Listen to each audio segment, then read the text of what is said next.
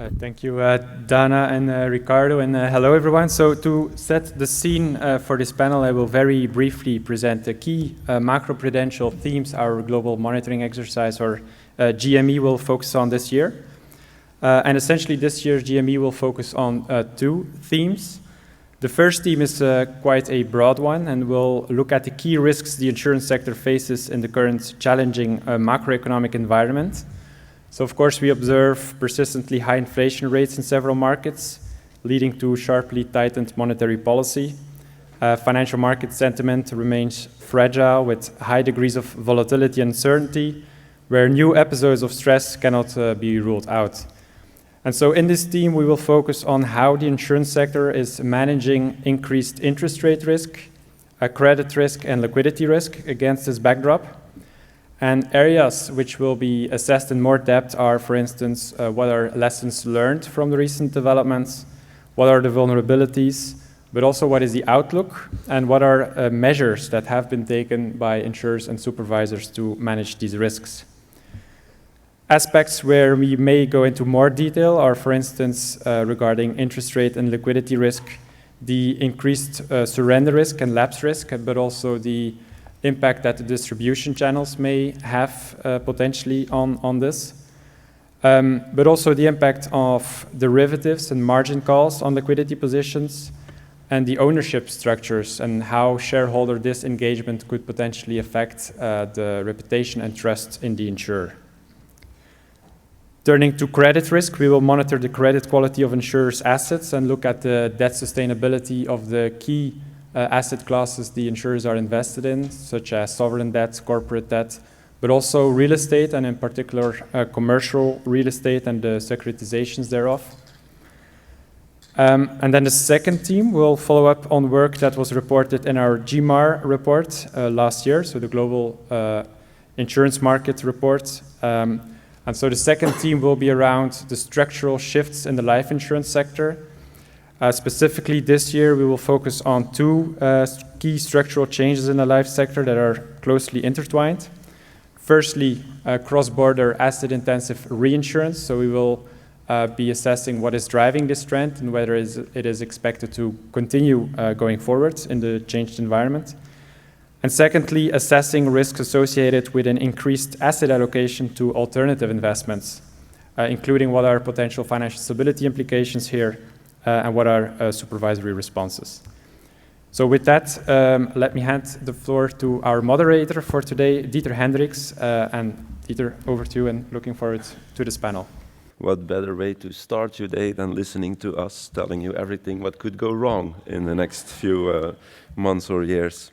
No, in all seriousness, I'm not doing this panel alone, of course. I have an esteemed list of panelists that will help me out in trying to figure out how the current macroeconomic environment, the current state of financial markets is impacting the global insurance sector. So at my left, we have Tom Bolt, Chief Risk Officer of AIG.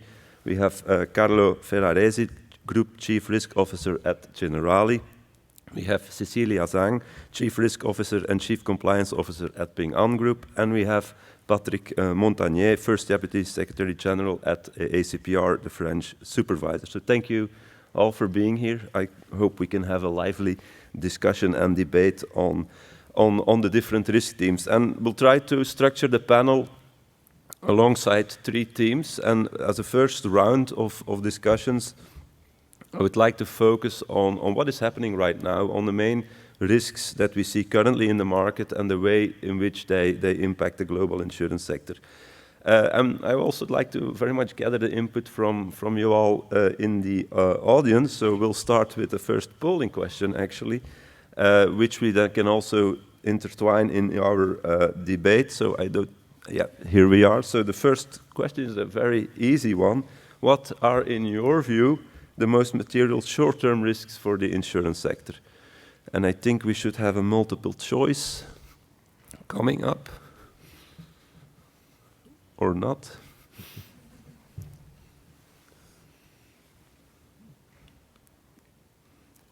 Yeah, this is IT for you. IT would be here one. we are. Oh, we're already. Okay, so here we are. So it really links a little bit also with the teams. Nicola just explained we are also trying to monitor in terms of our global monitoring exercise. So we have interest rate risk, inflation, high inflation, corporate debt risk, commercial real estate risk, liquidity risk, sovereign risk, and spillover from banking risk. So different choices. Please let us know what you feel is at this stage the most material risk for the insurance sector. And I will immediately use this question also to go to my panelists and ask them for their view in terms of what do you see being the top 2, top 3 short-term risks, and where do you see the biggest impact on the balance sheet of the insurer in terms of the lines of businesses that are impacted? So if anyone would like to kick off the discussion. Carlo? I can take this one, Dieter, if you want. I can start with this. And of course, at the risk of being obvious, the first risk to mention is the current macroeconomic situation due to inflation and, of course, interest rate movements. And more specifically, it matters how long it will last for and how steep it will be. And especially in the current unstable geopolitical environment. And despite inflation is expected to decrease, it has still an uncertain outlook, with central banks trying to keep inflation under control, increasing interest rate level, and tightening credit supply, and bringing, of course, a risk of a recession. Insurance industry has been resilient so far, I should say, but with the impacts on property and casualty, with the margins contractions, on life portfolio, with market value of assets reduce and pushing increase of lapse rates, especially when products were wrongly sold as an alternative in competition, I would say, to classic financial products, and as well as on asset management. If inflation and interest rate will keep growing, the industry will face liquidity risk due to growth of unrealized losses for asset depreciation and rise of lapses. Solid ALM can mitigate such risk, but it does not solve current liquidity shortage. Instead, it can help in avoiding a future one.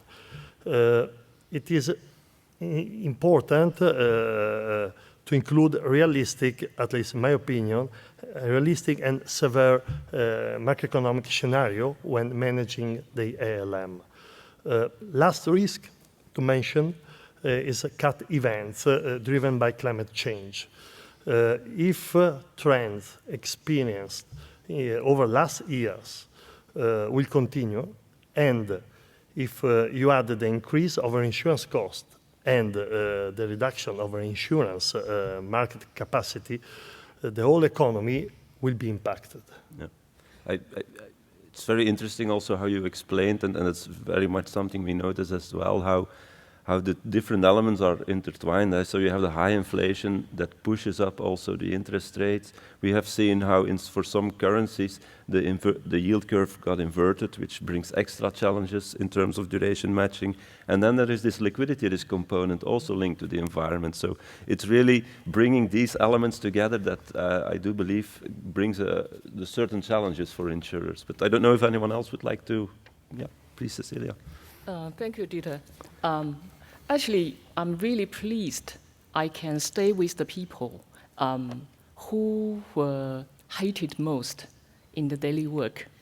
And right now we are sitting together, which is good. It's also a good sign.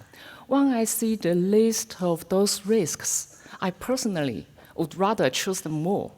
Because, as you know, that Ping An is a very large group. We have 33 companies in the group. We have the diversity, different business, including the property and casualty, life insurance, pension, whatever, banks, securities, whatever. So every single risk, I just simply cannot prioritize them because they are linked together. So the feature of the risk today is that they are all cross-linking and contingent. So when we're talking about the insurance industry, normally we like to make things complicated. That is why we are sitting here. However, for the industry itself, it's quite simple. Only two things to do. One is the premium operation, and the other is investment. So if take that into the consideration, I would rather pick inflation, commercial real estate, as well as the liquidity. Because inflation will certainly increase the claim cost for property and casualty. At the same time, downsizing the long-term insurance market demand. So the expectations of the growth of the sector will be certainly slowing down. And on the investment side, from our experience is that normally the commercial real estate has been historically been the most important investment channel for particular life insurance because of the certain return. And it is a good match of the capital supply and demand. However, with a lot of accident, like the pandemic, like the catastrophe, and the frequencies of those things happened in the current days. So, which means that it changed the nature of the risk structure, make the capital demand and supplier mismatch, which will cause certainly the liquidity risk. That was the reason I'm thinking that maybe many of us thinking liquidity is not very urgent for the insurance sector rather than banking. However, we need to manage it every day because liquidity, from my personal view, is the death risk for the financial industry. So let me stop here. And we may probably talking about from the insurer's view and also the regulatory's view regarding how we can further manage and forecast the risk in the future. And having said that, what is the most dangerous things for the risk management is that we don't know what is the risk. Thank you. Very fair warning indeed. And I mean, you've mentioned two very interesting elements. As the commercial real estate is also something which popped up at our radar at IAIS. In particular, you do notice that in some cities like office buildings struggling with getting rented out. I mean, following COVID, more teleworking. So yeah, that's really a question of whether or not these buildings will be able to turn over into another function or not. And so the valuation of these commercial real estate portfolios, which insurers also hold, will, in my view, be an important attention point going forward.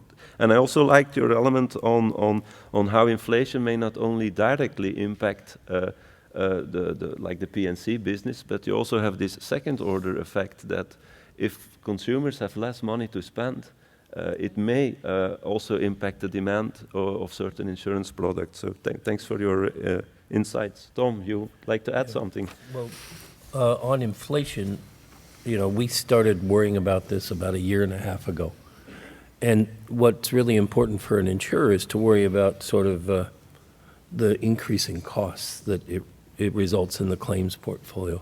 We also have a life subsidiary currently, and we think about the impact on the asset risk and the asset liability matching.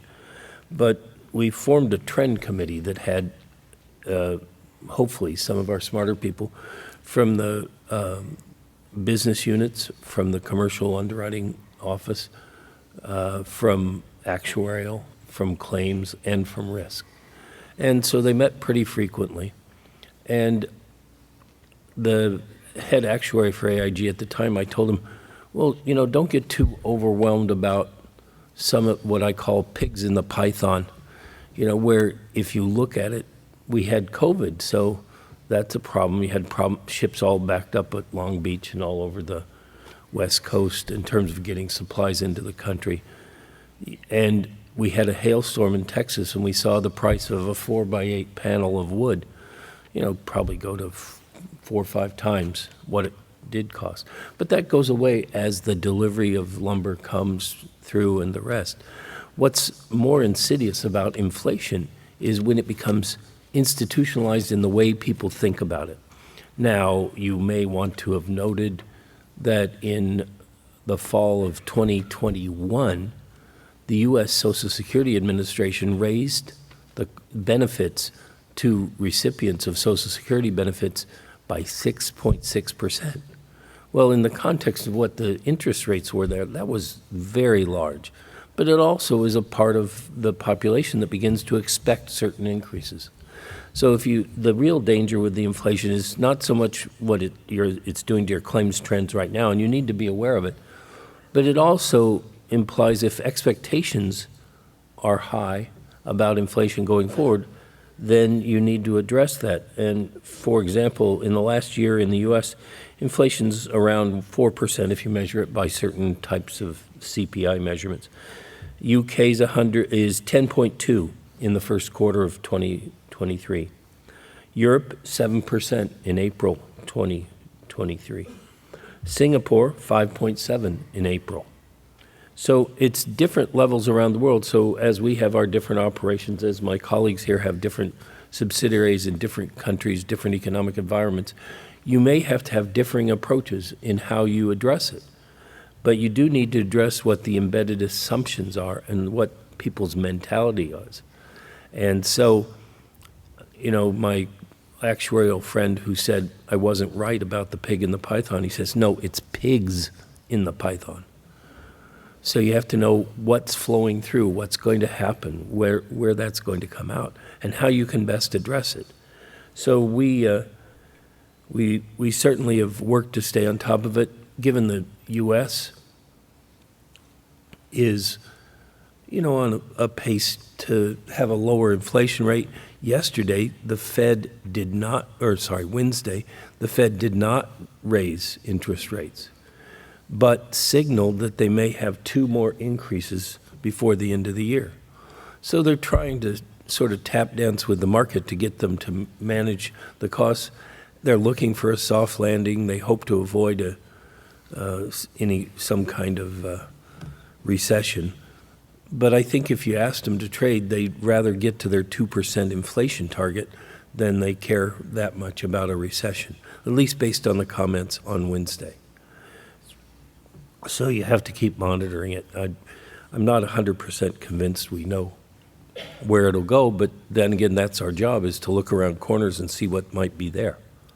And invariably we'll miss stuff, and invariably we're wrong, but we have to help our organizations manage so they can cope where we don't know what we don't know. At the risk of sounding a little like a former U.S. legislature who spoke, a person in the government who spoke about the unknown unknowns. Everybody made fun of him. But if you look at most actuarial disclosures, they read almost exactly like what he said. In the business of uncertainty, yeah. Yes. No, I remember these debates in the beginning whether we would be confronted with like a short-term peak in the inflation, but it seems that we're not out of the woods yet, and that it's here to stay for a while longer, these higher inflation rates. Maybe let me turn over to Patrick. Patrick, should we be worried as supervisors if we hear all this, or can we be? Is it sufficient to monitor? Thank you, Dieter. As IAIS is supporting the diversity and inclusion, you will have to hear French accents. That's for the inclusion part of this panel. I will say that, in fact, I'm not ranking exactly the same way the risk, but it's not the matter, because I'm sure that a good risk governance in each insurance company is able to cope with all this risk. That's the job, that daily job, to assess the risk permanently and to have a good appetite risk, which is permanently revised and assessed correctly. No, my main fear, in fact, when trying to see the last 5 years, is that we have had unexpected shock coming from nowhere. The COVID-19, for instance, with health matter, life expectancy, business losses, we have had this conflict in the eastern part of Europe, which is a major conflict. Another one could be very complicated to manage. We have also this medium-sized regional bank in one of the richest states of the world, in California, and at the same time, the GSIB in Europe. Every shock like that, which were not completely expected, has created a beginning of a panic. And my main concern is, are we ready to manage that? Am I sure that all insurers are ready to manage the unexpected things and uncertainty? And of course, it could be something else. It could be a major nat cat somewhere, where we could see, for instance, a major reinsurers trying to exit from the market because they could be unable to stay in the market for the future. It could be whatever, but for me, the main risk in the next future years is that the magnitude of the risk have increased dramatically, and we don't know where it will be the next one. It's not important to know exactly what will be the next. The important thing is to be, I'm sure that they are prepared to face the uncertainty and the magnitude of such uncertainty, because all the data we have about the past are now no more very accurate, and we can't think that the past is a good way to assess the future. So the risk governance for me, and the good risk governance, and I'm happy to be there with 3CRO, is the point which is crucial for me as a daily supervisor.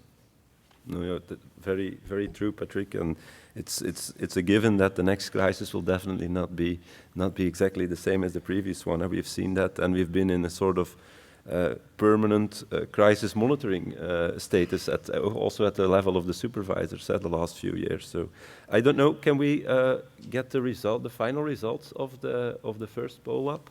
Just to, I think this also illustrates very well the challenging environment. I mean, there is not a clear majority for one or the other risk, but all the different risks are actually flagged by the audience, which tells us again the complexity also of the environment that insurers are confronted with, and how to deal with all these different risks at the same time. So thank you for that, audience.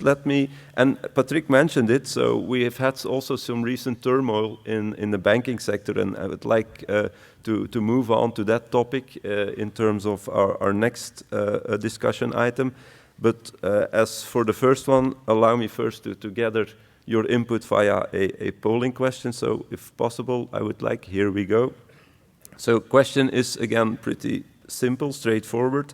What are the key lessons learned from the turbulence in the banking sector and its relevance for the insurance sector? So which elements of what happened recently in the banking sector could be relevant for the insurance sector? I would like to get the audience opinion on that. And of course, I'm going to ask the same question to my panelists here. So if we look at what happened in the banking sector, we do notice that, at least in terms of first order impact, direct exposure, insurers haven't been hit that hard, to be very honest.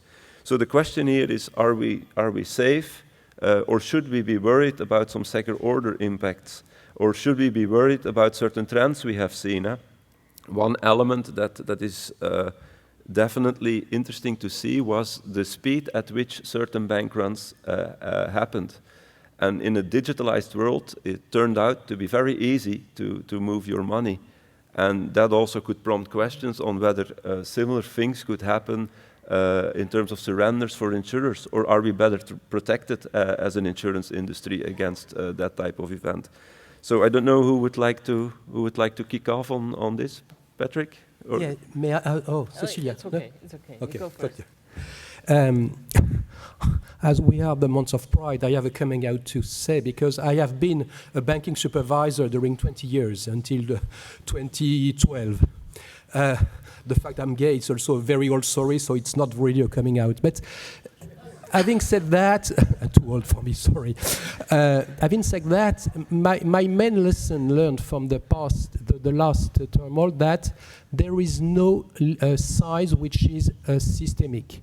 And this is a very important lesson because, of course, we have seen this GSIB, and it was in our handbook, if I can say, because now, since 2008, we have built a lot of things for GSIBs, etc. But what we have seen also with SVB, I think it was, that I have never heard about this bank before, to be honest. It was supposed to be a regional bank, but created, nevertheless, a panic. And if I try to translate that to the insurance sector, there is no specific systemic actor which could create such a panic, for instance, because it's not only a matter of size. It could be, for instance, a life insurers, mid-sized life insurers defaulting somewhere and creating a huge panic among the policyholders because of the example.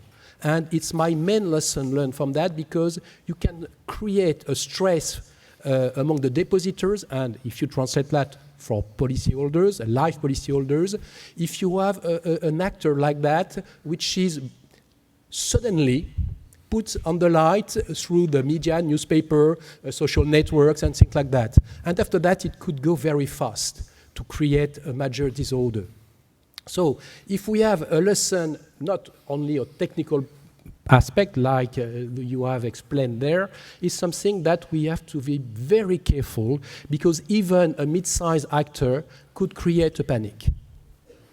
And that points also to the interconnectedness, the global interconnectedness of the financial system, and one player in a certain part of the world can really create waves through the rest of the... For a French policyholder, seeing another European policyholder, a US policyholder, having some trouble with its life policy, it's enough, in fact, to create interrogation, to say, and mine, how is it, protected or not? That's the matter, because now we are all interconnected, in fact. Look at your mobile phone, you have a lot of things with everything. It could be what kind of social network, but you are receiving a lot of news from everywhere at any moment. Indeed. Yeah, and the lessons we learned from the bank crisis, I should say, is if we cannot keep worrying about something every day, and someday there will be a shock for us. So you see that, for example, like the SVB examples, there were a full compliance with the regulatory capital adequacy, and also the LCR, the liquidity coverage ratio, full compliance by the end of 2022. But suddenly, they just fall down in few days or few weeks, which means the framework, the way we manage the risk every single day, that something happened, we don't know. So this keeps us rethinking about if we are still at the stage that we can manage risk well in the modern society.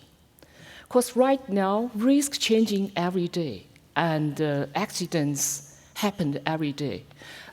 If we are still use the very traditional way, traditional technology, and we are pleased about whatever we have achieved, someday there will be a shock for us. So getting back to the insurance sector, actually, another two things we only do from the people sitting here. One is that rating risk. And the other thing is that pricing based on the rating, risk rating index. However, how we can rating risks is because we have the enough sufficient data we can trust. But in current society, a lot of things just happened, a lot of changes made, and the structure of the risk changed, We may don't have the knowledge, have the data, but we still use the old style to manage the modern risk and modern society. It could be very risky for us. Yeah, that's the lessons learned. Okay, thank you very much. Tom, Carlo? Yeah, please. Okay, let's start saying that banking and insurance business model are very different. Having said that, there are a few secondary effects linked to the banking turmoil that I can quote. The first one is related to the economic downturn, and of course, economic downturn have implications on the real economy and affecting insurance business profitability that experience higher claims frequency, increase in policy lapses, and reduced demand, as you were mentioning before, for insurance products. Then we have confidence and reputational in financial industry can be eroded and extended, of course, to insurers.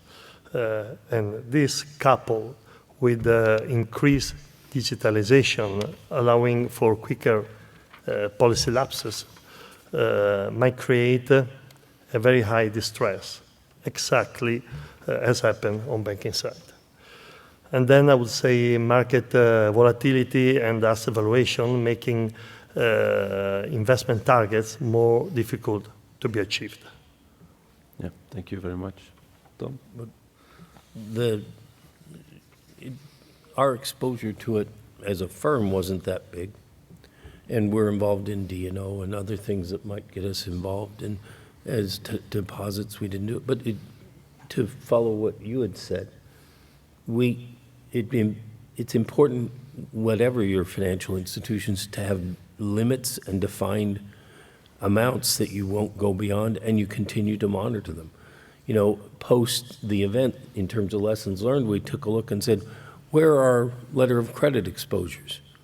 And we actually had a big exposure now with an entity that's solvent and will pay and all that stuff, but we decided that's too much. And so we tried to diversify that and get it down to where we were more comfortable. So the lessons learned are very important with this episode with some small banks that really didn't matter. And if you looked at their ratios, if you looked at any graphs of SBB, they were off the charts. So most humans who read those charts would have said, I don't think so. And so even though people did think so, and they did do business with them, I think the key things I would take away is, one, re-examining your limits for counterparty risk with different financial institutions. And this phenomena, which will show up somewhere else someday, of increased velocity of people's ability to move money. So we don't know exactly how that'll manifest itself. We don't know whether that'll cause another reputational risk. And that's the real thing, is at the end of the day, a bank is a confidence situation. If you lose confidence, then the banks have problems. And in the US, we had the major banking crisis back in the 30s. And my grandmother owned a bank, which is a little surprising for that day and age. But hers was the only bank that did not close during the recession, the banking crisis back then, because she got in her car and she drove around to all the farmers and convinced them to keep their deposits in the bank. So there's a lot of strategies to deal with stress. Maybe getting in your car isn't one of them, but it's something to think about nowadays. How will I respond? And that's what we're looking to do. No, but confidence is a key element here, and I think Patrick has also alluded to this, how confidence can be impacted even by something happening in the other side of the world. So this is an illustration again of how interconnected the financial system is, and I've taken the point also on the importance of risk management, knowing your limits, which systems are you using, which data are you using, and sometimes maybe indeed, as Cecilia said, the old systems may not be up to date to the challenges we are confronted with today. Maybe let's take a look at the results of the audience. I'm curious to see what lessons you have learned. This again a very fair distribution, which illustrates again that there are many things to learn here. So we see the importance of liquidity risk management, asset liability matching. I think those were mentioned by the panel as well.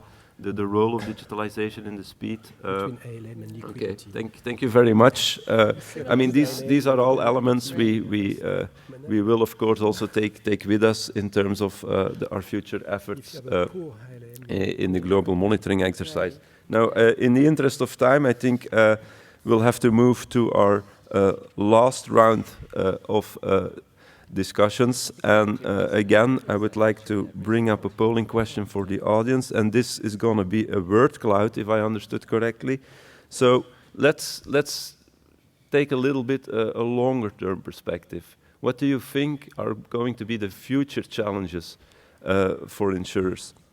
And you can, if I understand correctly, pick a maximum of 3 risks, and we'll see what the word cloud gives us back.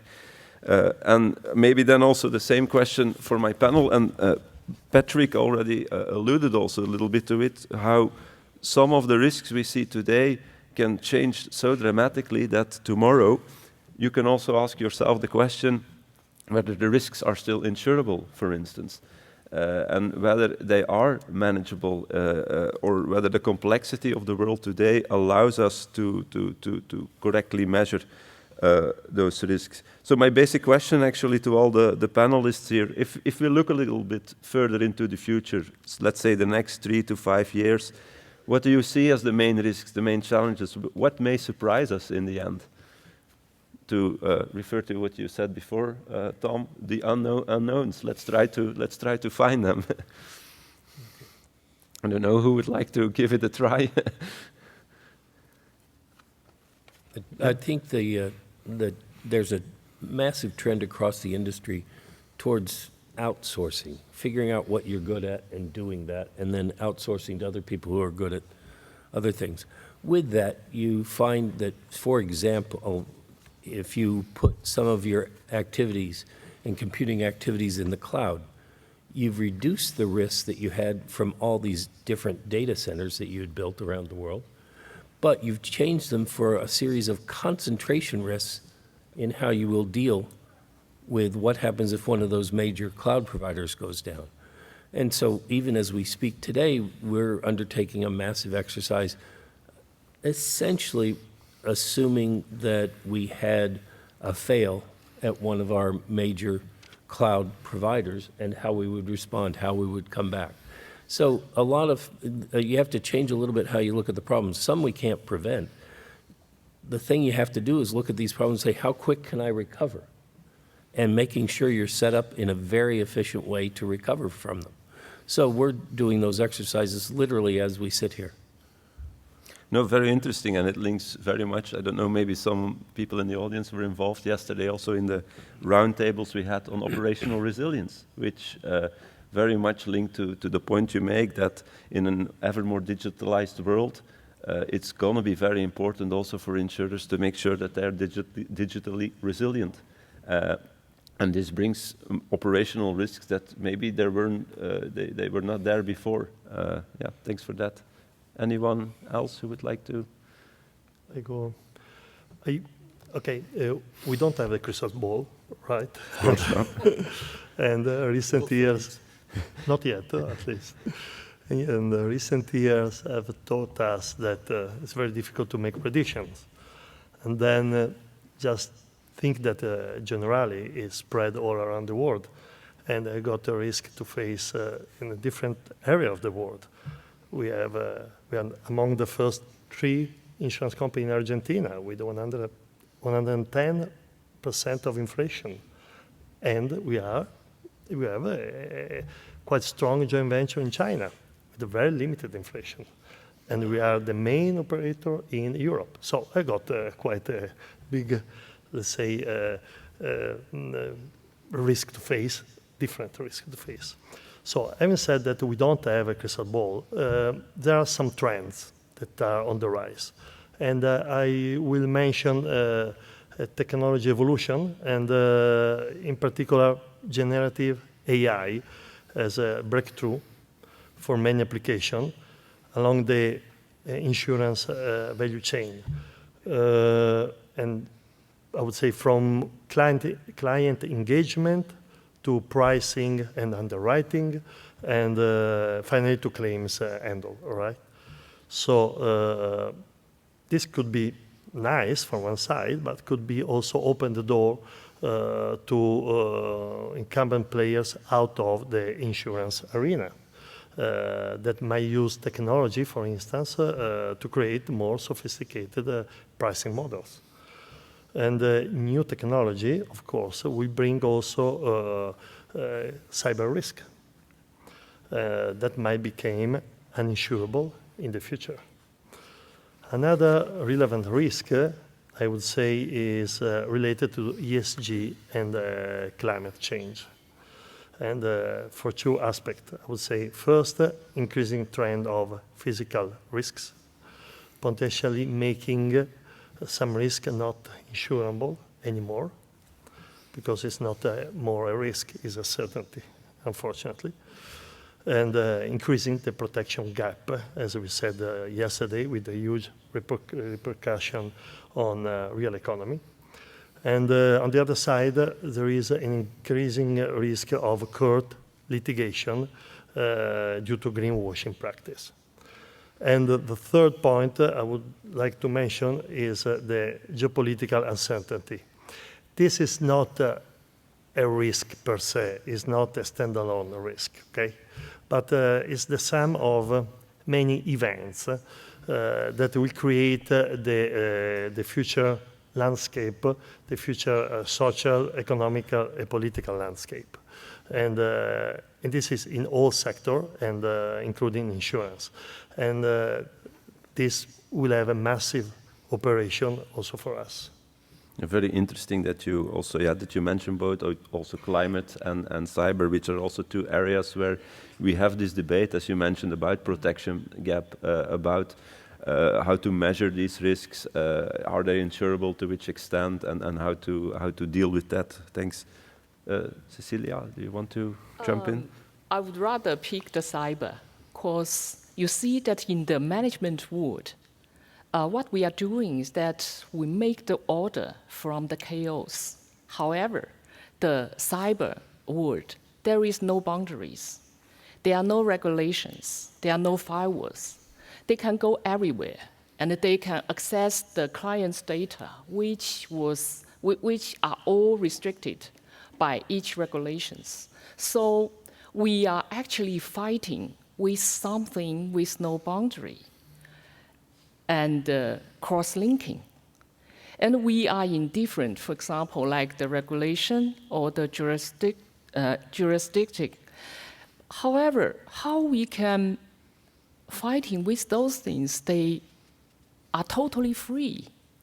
The only way maybe we step out is that we getting connected. We are cooperating with each other. But the thing is that the human society itself is create the obstacles for the others. That's the geopolitical issues. I think the conference we are sitting here is very important because we are getting understand each other. We are getting support each other. That is the only way we can overcome the difficulties. So I would rather say the long-term or medium-term risk for us is always ourselves. How we are going to manage the risk itself, and how we are going to acknowledge about the risk we don't know. Yeah, the importance of human behavior, indeed. Thank you. Let me also come back to what Nicola said during the introduction, and maybe Patrick, that's a question you can help me out with. So we see also these structural changes in the life insurance industry, so an increasing private equity ownership,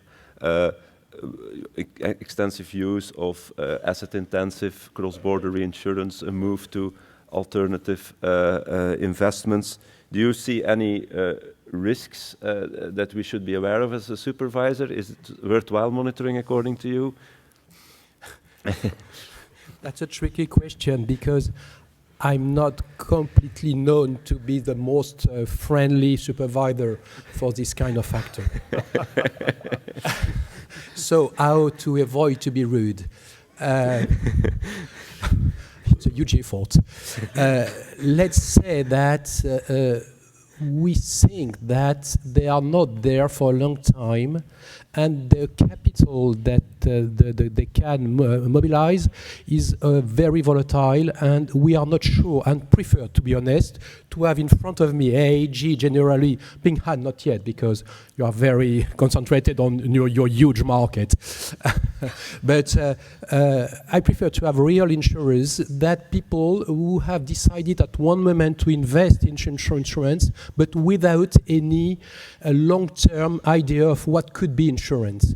So frankly, we are not the most friendly supervisor for this kind of new investors.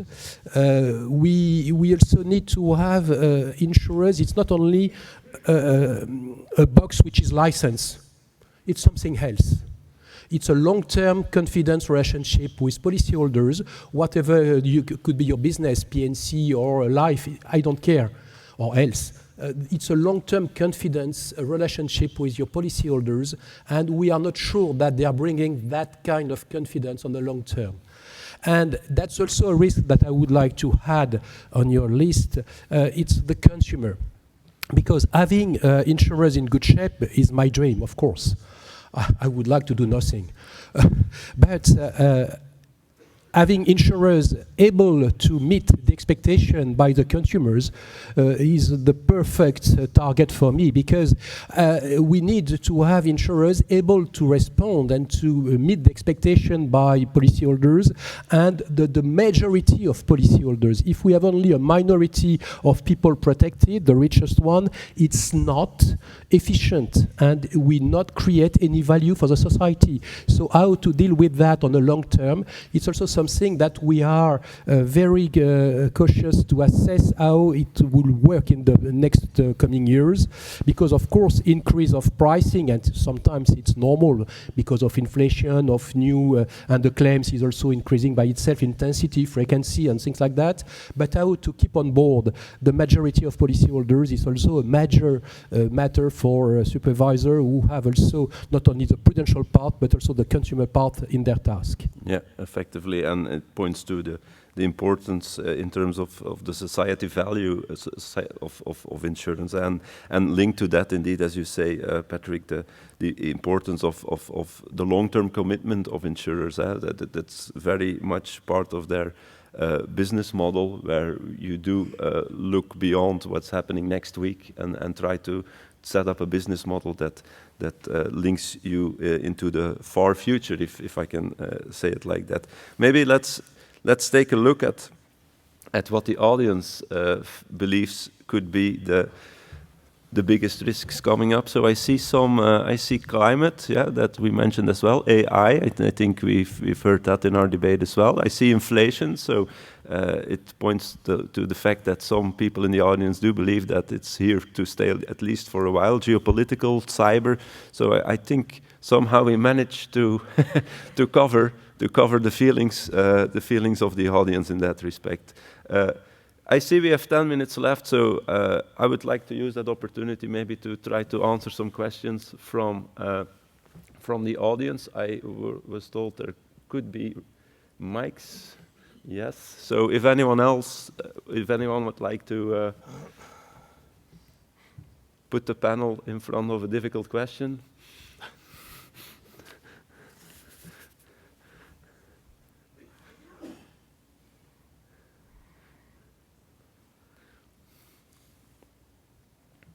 Yes. Hello again, Bernie Birnbaum with the Center for Economic Justice. A lot of the pressures that you talked about, inflation, catastrophic things, have pressured insurers in a lot of different ways. For example, inflation in claims pressures insurers. They've collected premiums that were inadequate. So one of the things that we as a consumer organization are concerned about would be pressure on insurers to change their claim settlement practices or change their approaches to interaction with consumers. So we see market conduct issues as a real threat and a leading indicator of other problems down the road. And I wanted to ask the panel for your views on that. Thank you, Bernie. I think it also points to some of the elements Patrick was highlighting, indeed, in terms of conduct risk. Is there anything, maybe I've turned to the CROs in the panel, is there anything CROs can do to help us out here? We regularly monitor changes in our claims personnel because that's one of the first indicators their behavior is going to change. No, not acting against consumers or anything, just that different people settle things different ways. And there's no 100% right or wrong to this. I just need to be aware of it when we're thinking about it in our pricing models and our approach towards risk. And you mentioned something that caused me to remember, there had been 3 years of a fairly hardening market and a lot of price increases, both by reinsurers to insurers and insurers to their consumers.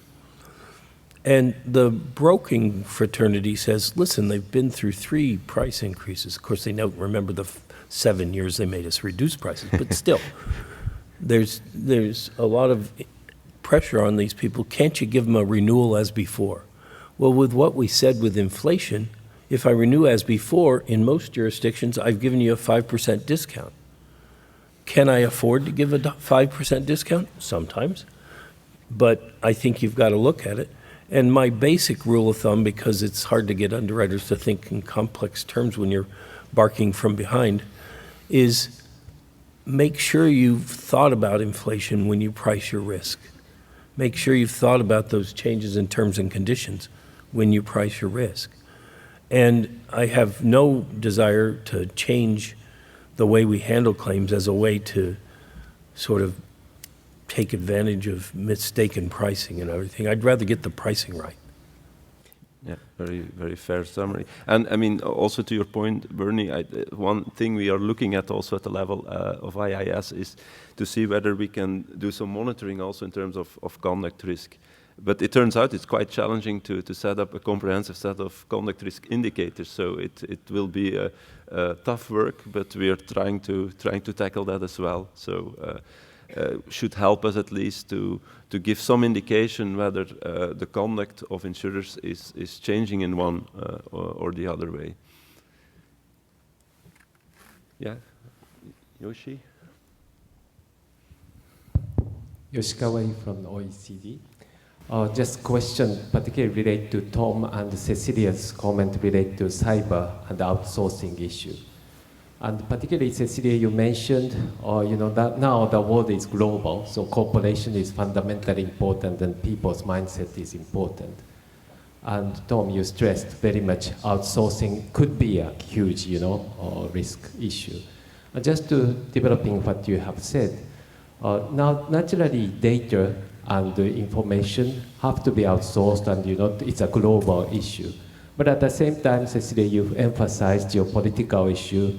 Try to, prevent these kind of issues, and risk could be huge in the cyber's world.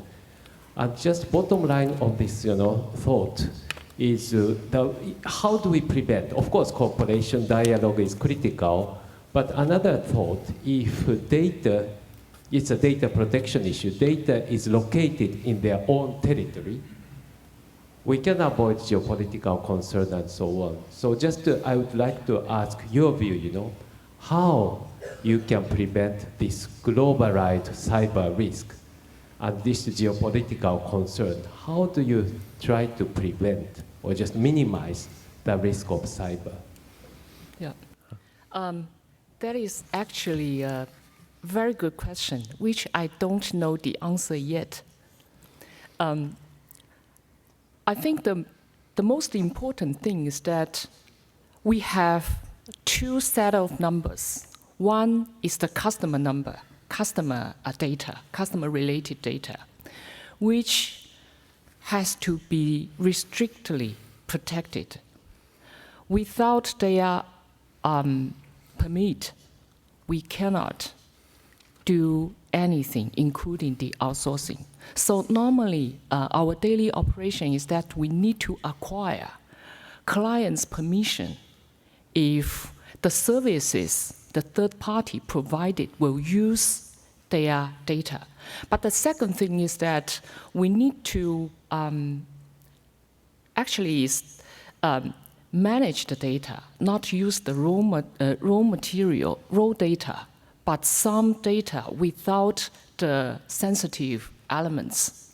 That's the different story.